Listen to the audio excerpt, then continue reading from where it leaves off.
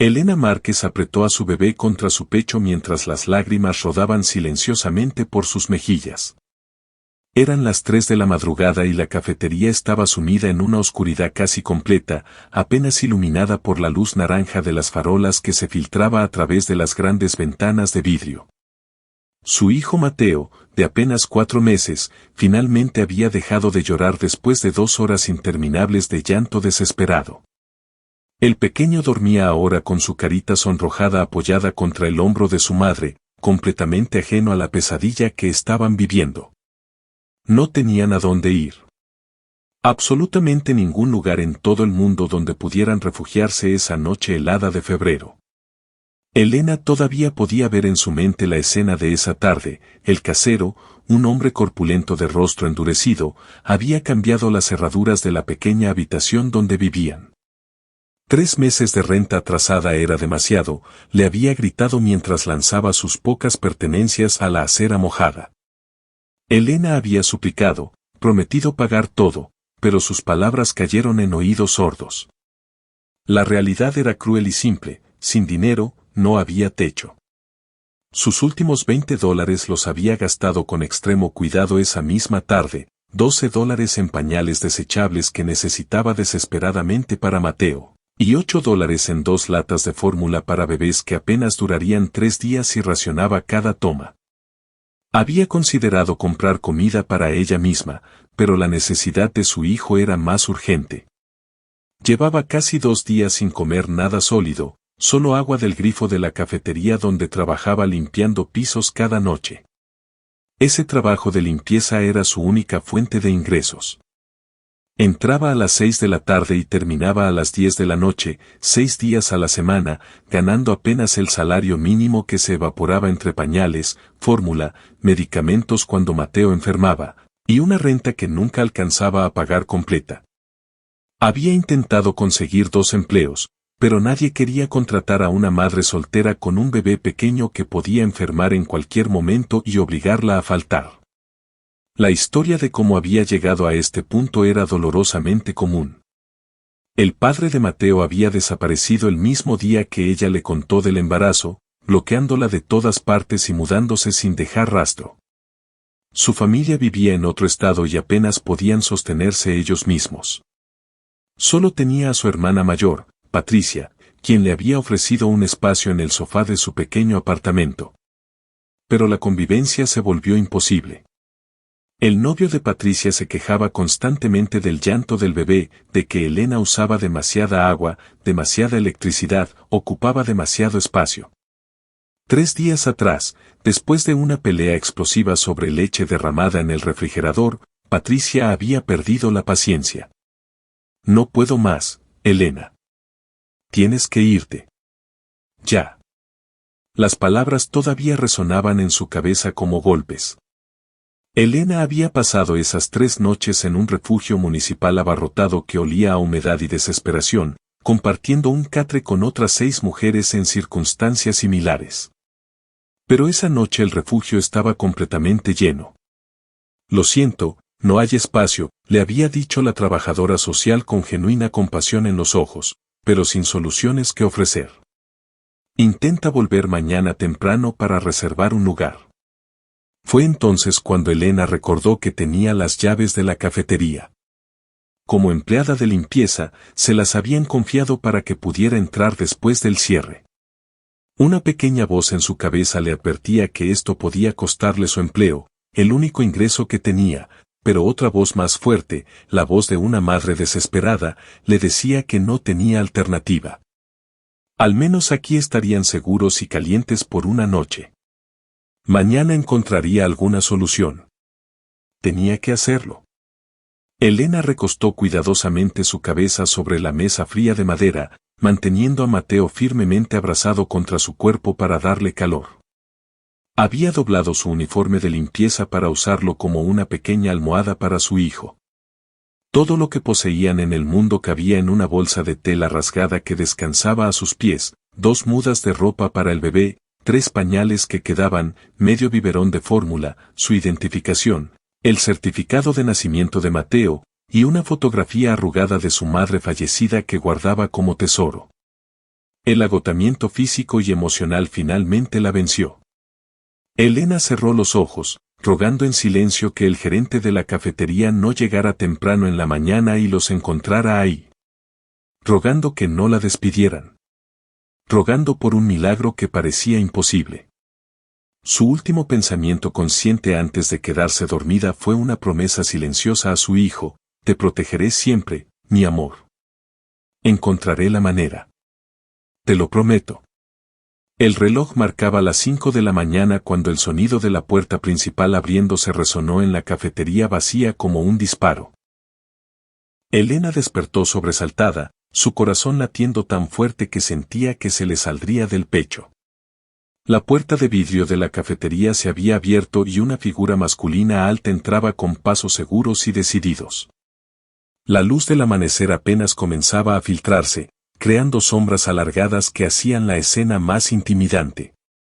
Elena parpadeó rápidamente, tratando de enfocar sus ojos hinchados por el llanto y la falta de sueño. Cuando finalmente pudo ver con claridad, su sangre se heló completamente. Era Sebastián Cortés, el multimillonario dueño de toda la cadena de cafeterías Amanecer Dorado que se extendía por 15 estados del país. Elena lo reconoció inmediatamente de las fotografías que colgaban en la oficina principal. Un hombre imponente de 58 años, con canas distinguidas en las sienes, vestido con un traje italiano que probablemente costaba más que todo lo que ella había ganado en su vida entera. Sus ojos grises la observaban con una expresión completamente indescifrable, estudiándola con la intensidad de alguien acostumbrado a evaluar situaciones en segundos y tomar decisiones que afectaban miles de vidas. El movimiento brusco de Elena al levantarse despertó a Mateo, quien inmediatamente comenzó a llorar con ese llanto agudo y penetrante característico de los bebés hambrientos y asustados. Elena se puso de pie tan rápidamente que la silla cayó hacia atrás con un estruendo que resonó en el espacio vacío. Sus manos temblaban incontrolablemente mientras intentaba mecer a Mateo y al mismo tiempo buscar sus pertenencias desperdigadas sobre la mesa. Su mente era un torbellino de pánico absoluto. Este era el fin. La despedirían. Probablemente llamarían a la policía. Tal vez incluso le quitarían a su hijo por no tener un hogar estable. Lo siento muchísimo, señor Cortés, las palabras salieron atropelladas de su boca, tropezando unas con otras en su desesperación. Yo trabajo aquí limpiando los pisos, soy Elena Márquez, llevo 6 meses en esta sucursal. No tenía dónde dormir esta noche, me quedé sin casa, pero le juro que no he robado nada, ni siquiera un café, puede revisar todo. Por favor no me despida. Necesito este empleo más que nada en el mundo. Mi bebé necesita comer, necesita pañales, necesita. Su voz se quebró completamente y las lágrimas comenzaron a caer sin control mientras buscaba desesperadamente sus cosas en la bolsa rasgada, lista para salir corriendo si se lo ordenaba. Sebastián Cortés levantó una mano con autoridad, un gesto simple pero poderoso que detuvo inmediatamente el torrente de palabras de Elena. Espera, dijo con una voz profunda y firme que no admitía discusión. No dijo nada más durante lo que pareció una eternidad interminable. En lugar de hablar, comenzó a observar meticulosamente su entorno con esos ojos agudos de empresario que no dejaban pasar ningún detalle. Se acercó lentamente a la mesa donde Elena había dormido. Allí estaba su uniforme de limpieza cuidadosamente doblado, las esquinas perfectamente alineadas como si fuera una bandera ceremonial. Los pañales estaban organizados y contados con precisión militar en una fila ordenada. El biberón de Mateo había sido esterilizado y reposaba sobre una servilleta limpia. Sebastián miró entonces alrededor de la cafetería, los pisos brillaban sin una sola mancha, las ventanas parecían invisibles de tan limpias, las mesas estaban alineadas con precisión geométrica, cada silla en su lugar exacto. Este no era el trabajo de alguien que simplemente cumplía con su obligación. Era el trabajo de alguien que ponía su alma entera en cada tarea, sin importar cuán humilde fuera. Luego observó a Elena directamente. Vio sus manos agrietadas y enrojecidas por los productos químicos de limpieza, las uñas cortas y maltratadas, las ojeras profundas que hablaban de noches sin dormir y días de preocupación constante. Pero también vio algo más en esos ojos cafés llenos de lágrimas, dignidad, determinación, una fuerza interior que se negaba a rendirse incluso cuando todo el mundo se derrumbaba a su alrededor. Vio a una madre guerrera que haría cualquier cosa, absolutamente cualquier cosa, por proteger a su hijo. Y en ese momento, algo se quebró dentro del pecho de Sebastián Cortés. Un muro que había construido cuidadosamente durante años comenzó a desmoronarse. 30 años atrás, él también había sido ese joven desesperado durmiendo en el piso de su primer negocio, una pequeña panadería en el lado pobre de la ciudad. No tenía dinero ni siquiera para un cuarto de hotel barato. Comía los panes que se quemaban o quedaban de la víspera. Trabajaba 18 horas diarias con las manos sangrando de tanto amasar. Pero había tenido algo que Elena no tenía un bebé que dependiera completamente de él. No había vivido ese nivel adicional de desesperación que viene con ser responsable de una vida completamente vulnerable e inocente. Sus pensamientos volaron hacia su hija, Carolina, su única hija, quien había muerto hacía 3 años en un terrible accidente automovilístico junto con su nieto recién nacido, Santiago. El dolor había sido tan devastador, tan absolutamente destructor, que Sebastián había hecho lo único que sabía hacer, enterrarse en el trabajo. Expandir el negocio. Abrir más sucursales. Ganar más dinero. Cualquier cosa para no sentir ese vacío horrible que lo consumía por dentro. Había dejado de visitar las cafeterías personalmente, delegando todo en gerentes regionales. Había perdido la conexión con la gente real que trabajaba para él, las historias humanas detrás de cada empleado. Hasta esta mañana. Había venido a inspeccionar personalmente este local específicamente porque los reportes financieros mostraban baja rentabilidad y estaba considerando cerrarlo. ¡Qué ironía más cruel del destino! ¿Desde cuándo trabajas aquí exactamente?, preguntó Sebastián con voz firme pero no hostil, rompiendo finalmente el silencio tenso que llenaba el espacio. 6 meses exactos, señor, respondió Elena con voz temblorosa, meciendo a Mateo que seguía llorando suavemente. Entré el 15 de agosto del año pasado. Nunca he faltado un solo día, ni siquiera cuando mi bebé tuvo fiebre alta y tuve que llevarlo al hospital. Llegué 3 horas tarde ese día, pero vine y completé mi turno completo. Lo juro por la vida de mi hijo, señor. Puede preguntarle al gerente nocturno, él lo sabe todo. Yo solo necesitaba un lugar por esta noche. Mañana encontraría algo, se lo prometo.